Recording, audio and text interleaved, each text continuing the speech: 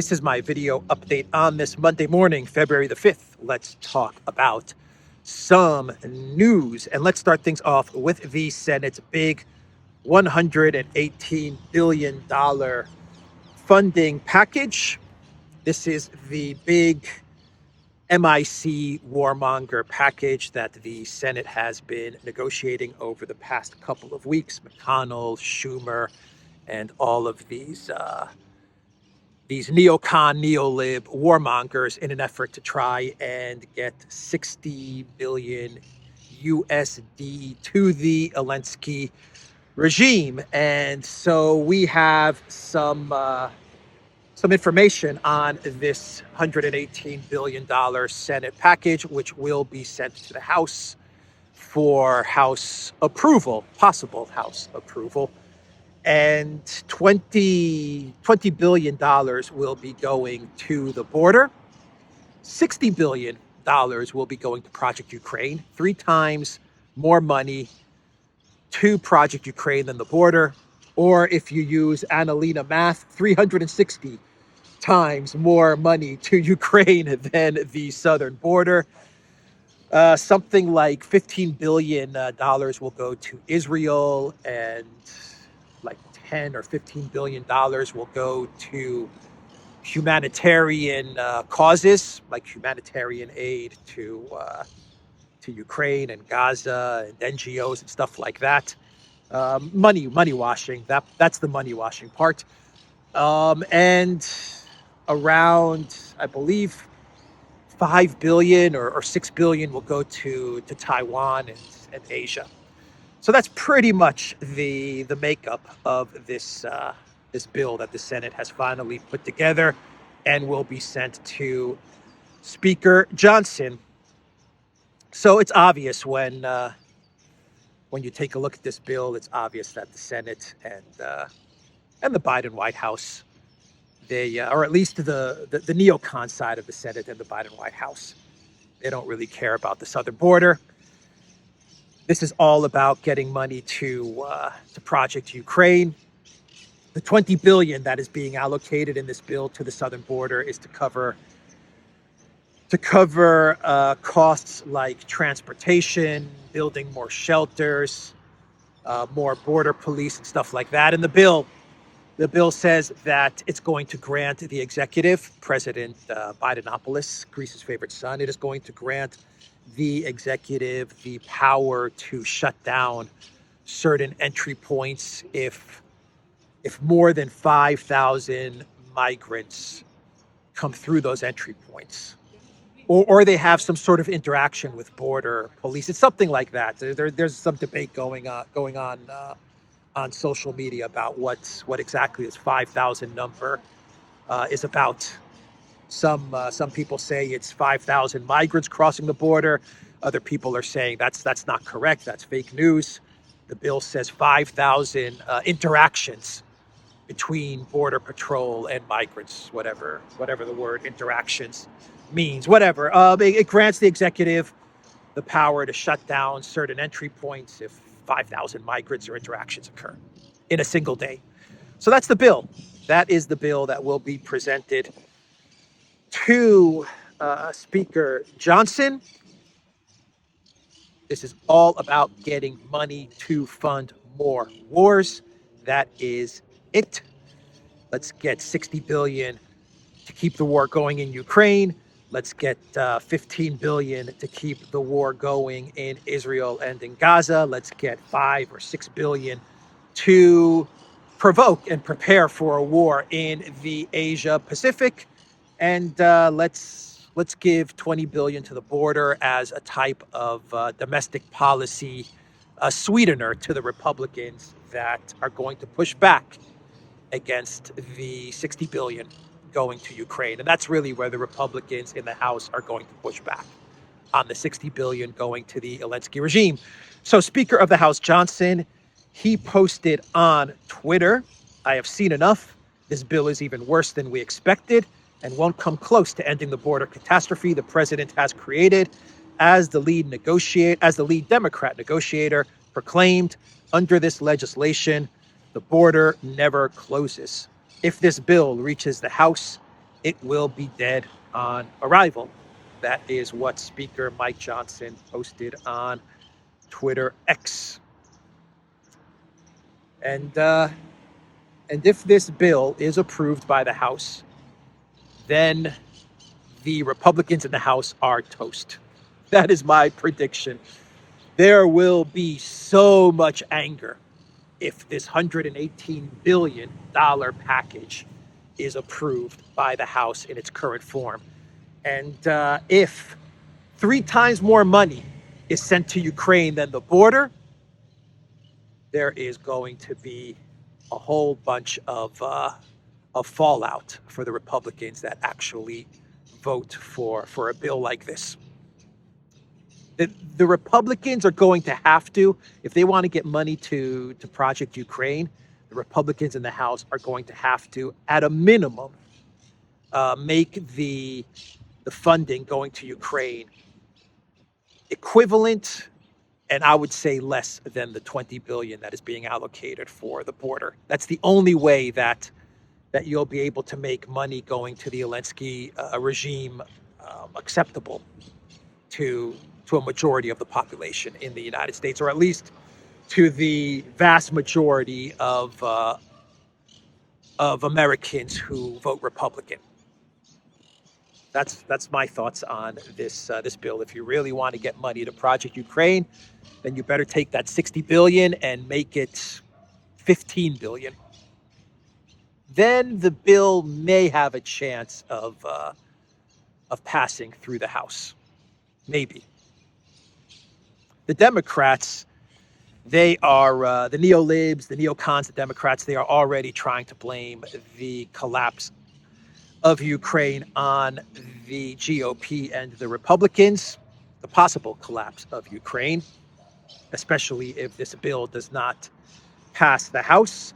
Michael McFaul, he tweeted, if Speaker Johnson continues to block a vote on aid to Ukraine, his legacy will be the American who lost Ukraine. Historians will compare him to Neville Chamberlain. It's not too late to change course, Mr. Speaker. Do the right thing. Everyone's a Chamberlain. Everyone's a Chamberlain. If you don't support Elensky, you're Chamberlain. Wilt Chamberlain, now that would be cool to be compared to Wilt Chamberlain. Neville Chamberlain, well, everyone's a Neville Chamberlain. Everyone. If you support the Putin, if you support Russia, if you don't support money to Ukraine, if you don't support weapons to Ukraine, if you don't support the little green man in Kiev, you're Chamberlain. Give me a break. Yeah, right. It's gonna be Johnson who's gonna be blamed for the catastrophe that is Ukraine. Not Biden, not Sullivan, not Newland, not Blinken, not Ursula, not Burrell, not Schultz, not Elensky, not Zaluzhny, not Podolyak. It's gonna be Johnson. Not the neocons, not McConnell, not Lindsey Graham, not Michael McFaul. No, you guys are not to blame. It's going to be Johnson because he doesn't want to give 3 times more money to the most corrupt country in Europe, possibly the most corrupt country in the world. He doesn't want to give 3 times more money to those guys who have already lost the conflict. They've already lost the war than the southern border. And he's going to be to blame for the collapse of Ukraine. Give me a break, McFaul. Give me a break. Oh boy. So look, even if the $60 billion goes to Ukraine, it makes 0 difference in the outcome of the war. 0. Russia has won this war.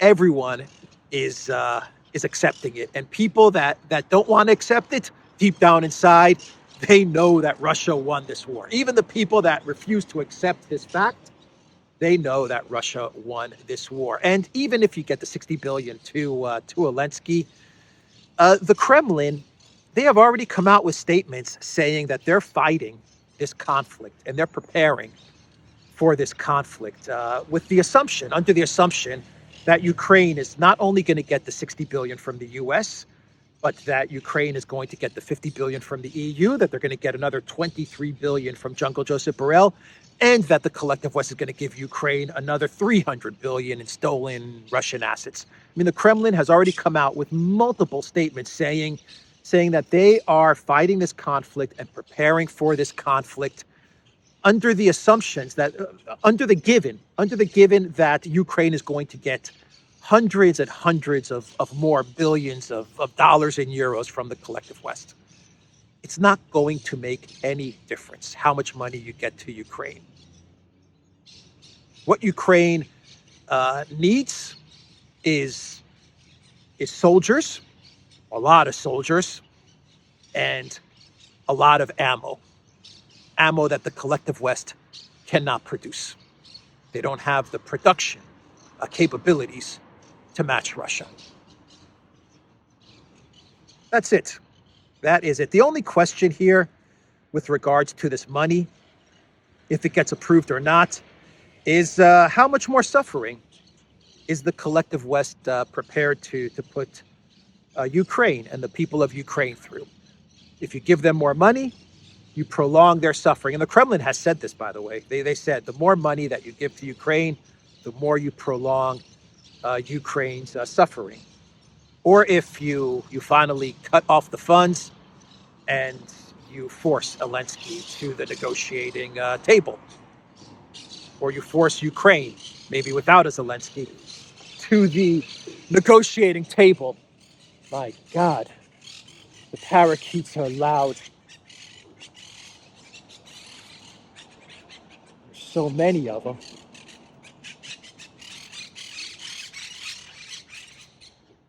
So many. There must be like 30 parakeets there. So let's talk about Germany, since we're talking about countries that are bogged down in Project Ukraine. Germany and Pirate Schultz, they are tripling and quadrupling down on the losing money black hole that is Ukraine and Elensky. And the other day, Germany approved an 8 billion euros to be allocated to Project Ukraine from their annual budget. And now we are getting reports that Germany is going to enter into a bilateral security with Ukraine next week at the annual Munich Security Conference. Very much like the agreement the UK signed with the Elensky regime a couple of weeks ago. Pirate Schultz is going to sign an agreement with Elensky where Germany agrees to provide security to Ukraine in case of another Russian attack. And Ukraine is going to protect Germany in case of Russia attacking Germany. Kind of the same deal that the UK signed with Ukraine. The UK will protect Ukraine and against Russia, and Ukraine is going to provide protection to the UK if Russia attacks the UK. The whole thing is just ridiculous, man. Absolutely ridiculous. But hey, Germany and Bandera Ukraine entering into a security agreement. History really does repeat. It really does repeat, but this time, this is more comedy and farce and eventual tragedy for Ukraine and for Germany. So yeah, Germany and Bandera Ukraine joining forces. How about that one? So the Traffic Light Coalition in Germany, they are perhaps the most unpopular government in Germany in recent history, perhaps ever in recent history. Their approval rating is at something like, 20% or 30%? Or at least Schultz's approval rating is at like 20 or 30%. The Greens approval rating is not too bad. It's pretty steady. It doesn't go up, it doesn't go down, because people that support the Greens are hardcore religious green fanatics. And so for them, the destruction of Ukraine, the destruction of the farmers, the destruction of planet Earth is worth it as long as they can create some green utopia on a planet populated by like 1,000 people. That's the green religion. But never, ever, ever let the Greens anywhere close to the levers of power. Never, never, ever. If you're any country in the world, don't let the Greens into government. Give the Greens, here's what you do with the Green Party. Let them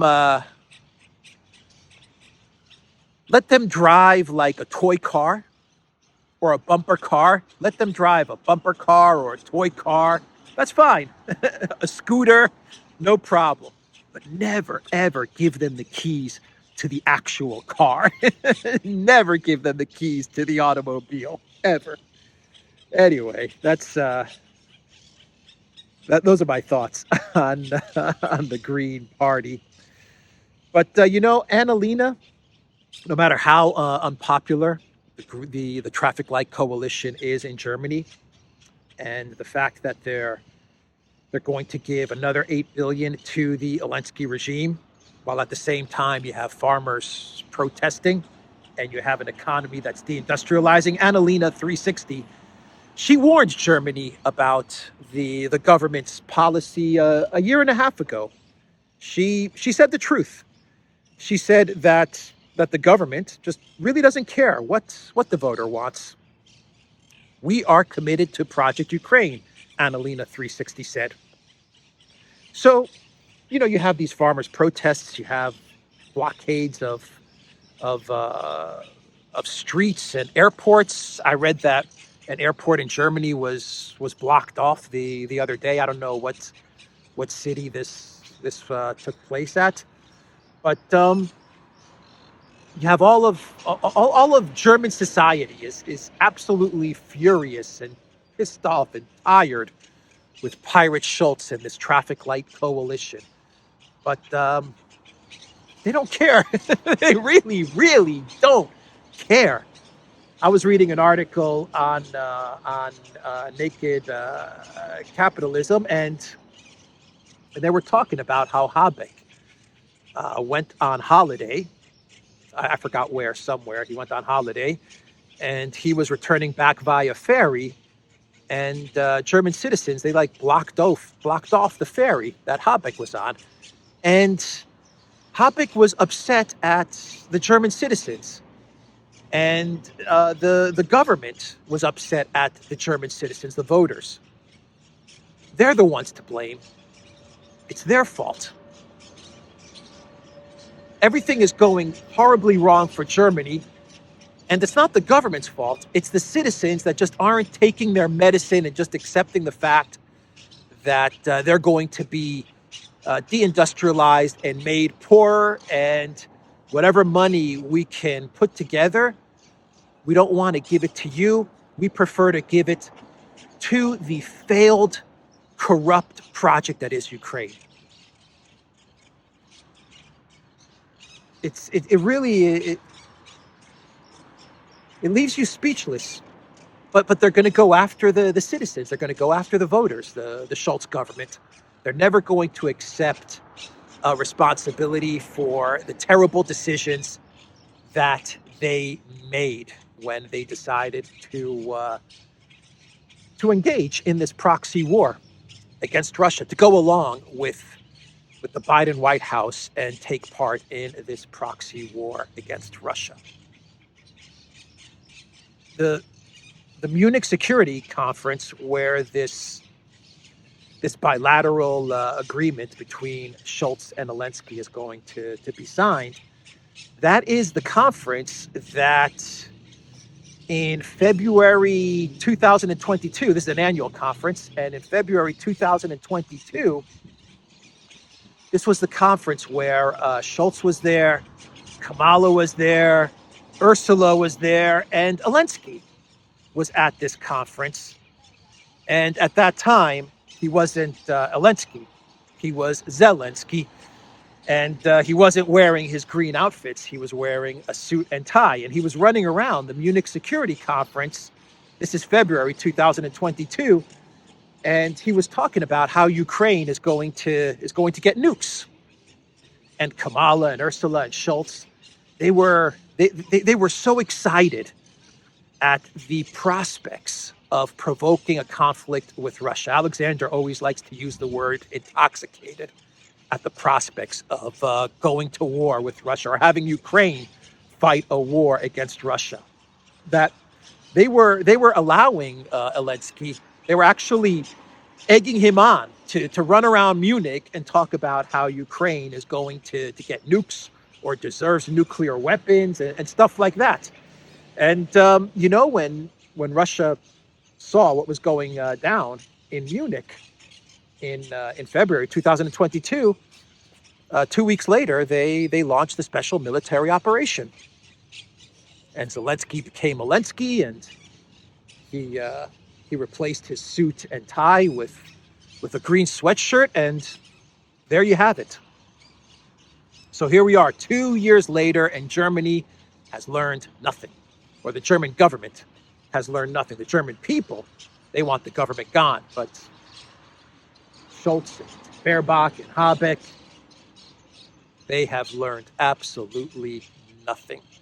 2 years of failure. That is Germany's policy with regards to Project Ukraine. Let's talk about Project Ukraine, and let's talk about the green Frodo, as Zelensky calls him, the little green Frodo. So I recorded a video last week talking about the possible firing of Zelensky, and in that video I mentioned how if Elensky were to fire Zelensky and replace him with someone like Budanov, then it would not only be about firing Zelensky, but because the military command is obviously loyal to Zelensky, Elensky would need to clean house and remove a lot of military command. And sure enough, that is what we are getting. Elensky gave an interview to Italy's Rai TV, and he talked about the certain firing of Zelensky. Now that Nuland has given Elensky her blessing to fire Zelensky. But anyway, he talked to Italy's Rai TV, and he said that Zelensky is going to be fired. And he also said that he is going to fire a lot more people in the military and in the government. He said he is going to do a government reset. And this is exactly what I was talking about in my video a couple of days ago, about a week ago, where I said that if Zelensky is going to move forward with the firing, if Zelensky is going to move forward with the firing of Zelensky, then it's not just about firing Zelensky. He's going to have to fire a whole bunch of people, because it's clear that Zelensky has a lot of support, not only in the government, but especially in the military, and especially in the upper command of the military. And so he's going to have to clean house, because you can't fire Zelensky and have a military command that is still loyal to Zelensky. If you do that, you're in deep trouble. So that is exactly what Elensky told Italy's Rai TV. He said he is going to do a reset. So this is what Elensky said, quote, "When we talk about this, I mean a replacement of a series of state leaders, not just in a single sector like the military. I'm thinking about this replacement, but you can't say, here, we replaced a single person," Elensky explained, arguing that if we want to win, we must all push in the same direction, convinced of victory. Definitely a reset. A new beginning is necessary. I have something serious in mind, which is not a single person, but about the direction of the country's leadership. So that's what Elensky told Italy's Rai TV. He didn't actually get into the details as to who are the people the many people that he's going to fire and what kind of shakeup we're talking about. But there you have it. I think this is another indication that Budanov is going to be the guy. He's going to be the military commander, because if you were going to go with someone like Sirsky, who's already in the military command, who's already one of the top military commanders in Ukraine, then you may not need to do such a big shakeup or a big reset of the military or the government. But if you're going to put someone like Budanov, who has zero respect from anybody in the military and is probably not a very liked person in the government or in general, I mean, you know, you look at Budanov and you read his interviews, and you can understand that this is a pretty not likable person. But if you are going to go with Budanov, then you're going to have to shake things up in a big way. Budanov's going to demand a shakeup because he's not going to want Zaluzhny's people under him. So this is another indication that you're going to go with Budanov. So a big mistake from Elensky, by the way, to go with Budanov. But there you have it, because Budanov, he's going to pick off Elensky, no doubt about it. Once he gets to the position of top commander, Elensky's done. He's toast. So that's what is going on in Kiev, the palace intrigue in Kiev. Like sands through the hourglass of time, these are the days of Kiev. So is this how winning is done? Is this what winning looks like? Is this what the United States wants to give $60 billion to? Is this what Speaker Johnson wants to give over $60 billion to? 3 times more money than the border, than the money that they want to allocate to the border. You want to give $60 billion to a country that's at war, losing a war, and has just taken the decision to fire their top general and now do a complete military and cabinet shakeup in order to prevent forces aligned from the top general from removing the president after the president called up the State Department and begged Victoria Nuland to come to Kiev and to give him help in firing the top general, who refused to quit because he has no respect for the president. The whole thing is just wacko, man. It's just so crazy that they're going to give money, that they're actually even thinking about giving $60 billion to this S show. It's so crazy that the EU actually approved $50 billion to this S show. This is like it's like having a business that needs funding, like a startup that needs funding, and you go to a VC and you go to the venture capitalist and you say, I need $1 million to keep my business moving, to keep my business afloat. And the VC's like, okay, I'll give you $1 million. And you're like, oh, and by the way, Mr. VC, Mr. Investor, I forgot to tell you that I'm going to be firing the CTO, all of his staff, a whole bunch of other executives, and yeah, yeah, and I'm going to stop wearing a suit and start wearing a green outfit. That's basically what this is all about. That's what this is like, you know. Yeah, you want to give me $1 million? Great, but you know, I just need to tell you that as I get my $1 million, I'm going to fire my entire executive team because I'm afraid that they're going to want to remove me, or that they don't listen to me, or that they make fun of me. Oh man. So on the front lines, sticking with Ukraine real quick, on the front lines, we got a whole bunch of reports yesterday that things in Avdiivka are really, really bad. We're talking Russian reports. We're talking Ukraine Telegram channels. The Russian military is, at least from the reports that I read, the Russian military appears to be in the city limits, or in the city of Avdiivka. And city fighting is taking place, and the Ukraine defenses are indeed collapsing in Avdiivka. Things are so bad that the Ukraine military, and I've seen the videos, the Ukraine military is now actually sending the Abrams tanks into Avdiivka to prevent the fall of Avdiivka. Those Abrams tanks are going to be hunted by the Russian military, and they are going to make an excellent display in the war museums in Russia and in Moscow. Those Abrams tanks, when they're destroyed and captured, they are going to be like the centerpiece of the Russian military war museum. Wow. So how are we doing on time here? All right, we can do one more story, and we can get to our clown world. Let's do a pre-clown world and talk about bananas from Ecuador to Russia.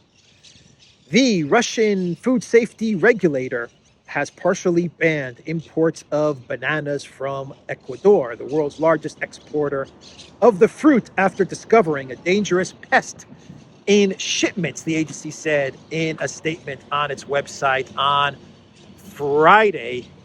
The ban targets 5 Ecuadorian exporters and will come into force on February the 5th. The pest in question was a polyphagus humpback fly, Megacelia scalaris low, which is considered a dangerous quarantine item for Russia and the EAEU countries, as it can contaminate a wide range of products and is a carrier of cholera and the bee plague. The Russian food regulator, they asked Ecuador to probe their suppliers and see what's going on, and warned that if they don't fix things, then they're going to ban more imported food products from Ecuador into Russia, as well as flowers. They're also going to ban carnations and other flowers and stuff that are imported from imported from Ecuador into Russia. Now, why? Why am I talking about bananas from Ecuador to Russia? Well, Russia's doing this because last week we had statements from Ecuador that they are going to be giving over Soviet-made weapons to the United States in exchange for something like $200 million from the Biden White House. And obviously, these weapons are going to be handed over to the United States in order for the weapons to go to the Elensky regime. And Moscow, they put out a statement and they warned Ecuador. Maria Zakharova was like, we know what you guys are doing. Don't do it. This is a dumb decision. But Ecuador ignored Russia's warnings. They ignored Zakharova's warnings, and they're giving over the Soviet-made weapons to the Biden White House in exchange for a couple of $100 million USD. And so Russia, in classic Russian fashion, they have now put out this statement, this directive from their food agency saying these bananas, they've got this pesky fly thing in them, and we're going to have to stop the import of your bananas, Ecuador. And from what I understand, Russia imports a lot of bananas and other food products from Ecuador. This is going to really hurt the Ecuadorian farmers, the producers of these bananas. If you call them farmers, I don't know, but the banana producers in Ecuador are going to be hurt by this ban from Russia. So I thought that was an interesting story. Let's now do a clown world. And in this clown world, I saw a tweet, an ex-post from Lord Bebo, and he had an image of a book. And the book's title, I'm putting it on the screen right now, is Unlocking Your Inner Zelensky. Lessons we can all learn from an unexpected leader. Unlocking your inner Elensky. Lessons we can learn from Elensky, from the unexpected leader, from the Churchillian leader known as the Churchillian figure known as Volodymyr Elensky. What can we learn from Elensky? Well, I did a little digging on this book, and I actually found out that the audiobook is narrated by Elensky. He actually narrated the audiobook. I'm joking, but oh man, Elensky narrated the audiobook, and I actually found some of the lessons from this book from Elensky himself as he's reading from this book, Unlocking Your Inner Elensky. Lessons we can all learn from an unexpected leader. Unlocking your inner Zelensky. Lessons we can all learn from unexpected leader. This is me. I am unexpected leader. Lesson number 1. Only take cash and buy many homes. Lesson number 2. Give good hug to Polish president and he will give you 5 billion euros. Lesson number 3.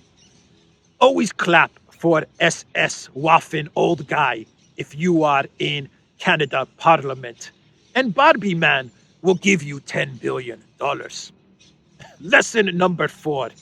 If you give speech in US Congress, make sure to give Ukraine flag to drunk lady and she will give you $20 billion. Lesson number 5. Always wear green.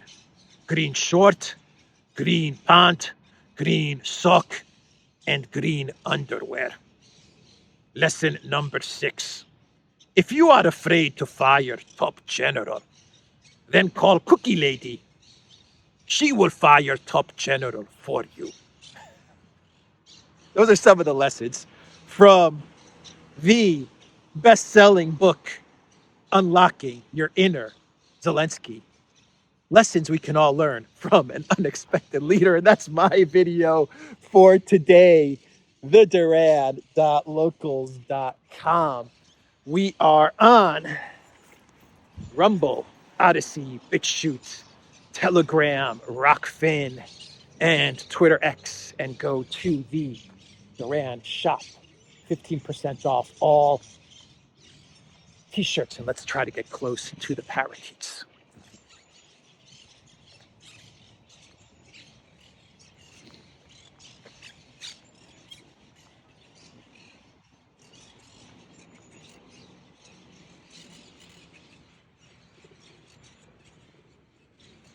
There's some parakeets there, mostly pigeons, but you can see some parakeets.